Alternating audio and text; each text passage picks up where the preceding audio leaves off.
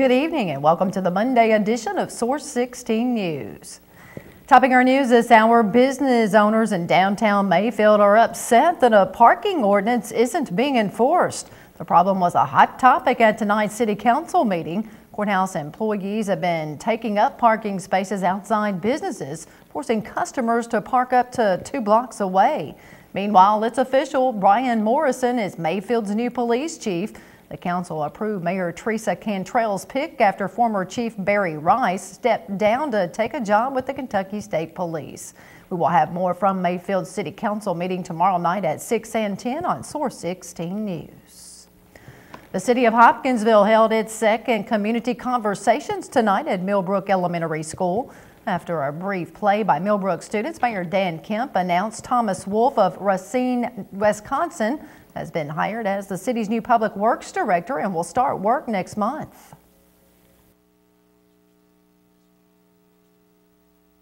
Tom's a graduate engineer and has had a lot of significant experience working with cities, townships, and doing just exactly the kind of work that we need a public works director to do here in Hopkinsville. So we're looking forward to getting Tom on board the 1st of April.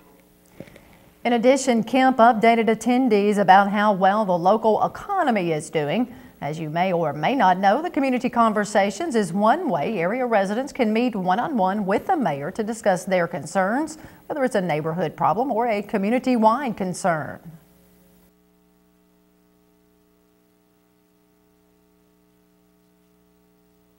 And I think it's really paying off. The economic health of our community is improving. We had about 600 new jobs created last year in our industrial park due to plant expansions, and we expect more plant expansions. So we were able to announce the new Denso plant last month with 87 new jobs starting in July of this year. So I think our economy is slowly improving, and that's a really positive sign. Ann Cox of Lafayette Road attended tonight's event to talk to Kemp about a traffic concern in her neighborhood.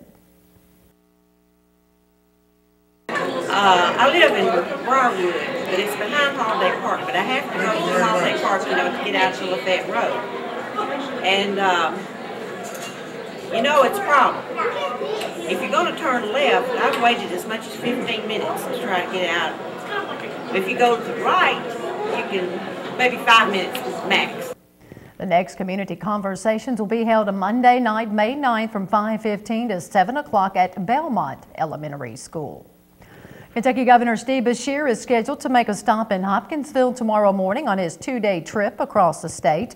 Beshear will be flying into the Hopkinsville Christian County Airport on Memorial Field Drive tomorrow morning around 10:15.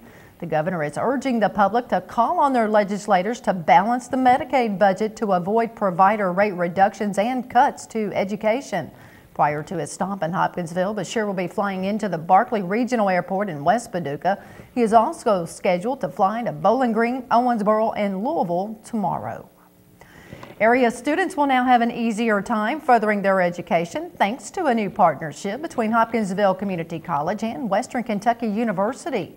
This morning at ACC, officials signed a joint admissions program to help students who complete an associate's program transfer into a bachelor's degree program at the university with ease. WKU President Gary Ransdell says the new partnership will benefit the entire community. We want to continue to make baccalaureate degrees possible, practical, and as efficient as we possibly can. So this joint admissions agreement that we signed today helps make a baccalaureate degree more readily available, more practical for the students at Hopkinsville Community College here. That through this joint admissions agreement, that ACC students have that automatic transition, in fact, no transition, into a baccalaureate degree program. Western Kentucky University currently has over 200 students jointly admitted through similar agreements with other technical colleges in the region. Jury selection got underway today for the fourth trial of a former Fort Campbell sergeant accused of killing his estranged wife and former mother-in-law. According to Brent Burke's grand jury indictment, he is charged with killing his estranged wife, Tracy, and her former mother-in-law, Karen Comer, on September 11, 2007 in Rineyville at Comer's home. Today's trial reportedly began with housekeeping items like introducing Burke's new defense team, which is being led by longtime attorney William Carter. In addition, Burke's defense team reportedly announced plans to call 6 witnesses when the hearing part of the trial begins sometime next week. 3 previous trials ended in a mistrial, which prompted Burke's 4th trial to get underway today. After dealing with various amounts of vandalism, the city of Mayfield has been forced to close Kiwanis Park. Mayor Teresa Cantrell says the city has continuously had to remove liquor bottles and other glass and trash from the park to make it safe for children. City officials say in the last week, vandals have torn up porta-johns, brand new basketball courts, trees, picnic tables, and shut out park lights, among other things. Cantrell says the city is working to place cameras throughout the park and reopen before Prime Park season begins in the next few weeks.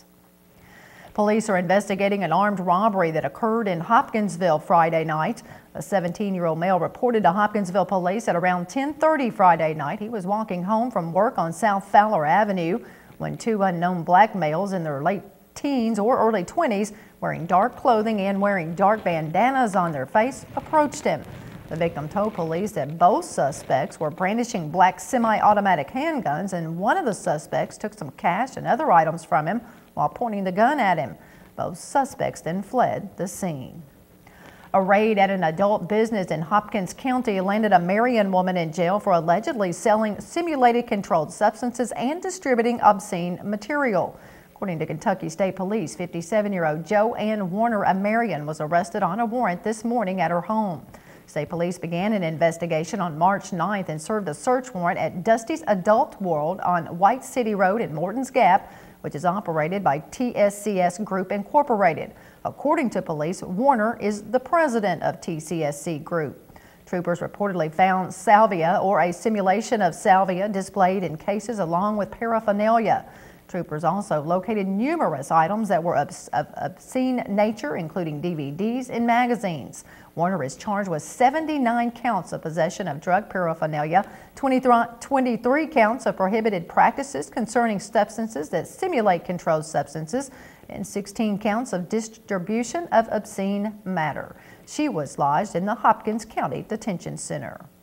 Meanwhile, a Hopkins County man was arrested for trafficking meth and other drug charges after a joint operation by the Madisonville Police Department Narcotics Unit and Pennyrile Narcotics Task Force. The Hopkins County Sheriff's Office reported today that a search warrant was executed Friday at 90 East Louisville Street in Nortonville, where investigators found several bags of methamphetamine packaged for sale, marijuana, scales, drug paraphernalia, and U.S. currency. Authorities arrested and charged 44-year-old Franklin Duncan with trafficking in a controlled substance, meth, possession of marijuana under 8 ounces, and possession of drug paraphernalia. He was booked into the Hopkins County Detention Center on a $10,000 bond. Motorists traveling in Murray need to be aware of a lane closure. Kentucky 1327 Chestnut Street at Gilbert Graves Drive will be restricted to 1 lane until sometime tomorrow morning. The Kentucky Transportation Cabinet says this work will require Gilbert Drive to be closed at the Chestnut Street intersection, which is near the Murray State University tennis courts between 13th Street and Waldrop Drive. Motorists are urged to use caution in the area. And the Kentucky Transportation Cabinet plans to restrict traffic to 1 lane on the Interstate 24 Tennessee River Bridge at the Marshall-Livingston County line this week. This lane restriction for both eastbound and westbound traffic is to allow a detailed inspection of the bridge structure. Motorists can expect to encounter lane restrictions and reduced speed limits at the site between 8:30 a.m. and 5:30 p.m. each day. Motorists should slow down and use appropriate caution where equipment flaggers and inspection personnel will be on the bridge deck in close proximity to traffic flow.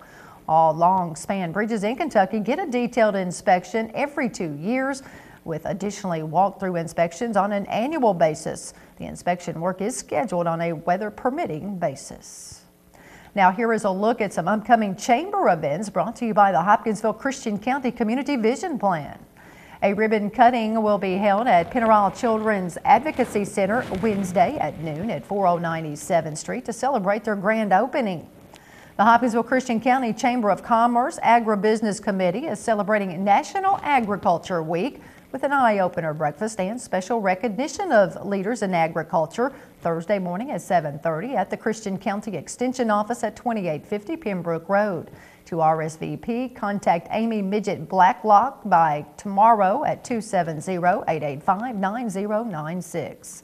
And the Trilogy Center for Women invites you to join them for a legislative reception announcing the newly formed Trilogy Foundation Board on Wednesday from 5:30 p.m. to 7:30 at the home of Tony and Jackie Jones at 201 Wellington Way in Hopkinsville. The Trilogy Foundation Board will be comprised of all women, 100 members only. Buy-in is $1,000 with the option of becoming a Cumbie Society member for an additional $750.